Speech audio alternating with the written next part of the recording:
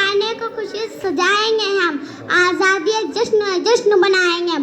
मोहतरम हज़रात, आज से तकरीबन 78 साल पहले हमारे मुल्क भारत पर अंग्रेज़ों का राज था।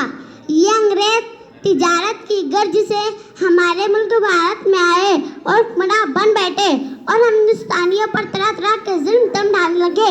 अलमुख्तसर ये कि अंग्रेज़ों का भेजा जुल्म तम हमारे रहनुमाओं से देखा न गया और उन्होंने आज़ादी हासिल अंग्रेज़ों के खिलाफ आज़ादी हासिल करने के लिए तन मन धन की कुर्बानियाँ पेश की।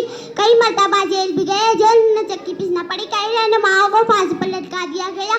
इन सबको हो जाने पर भी हमारे रहनुमा खामोश नहीं रहे। गांधी जी ने लोगों से कहा, सच कहने से मत डरो।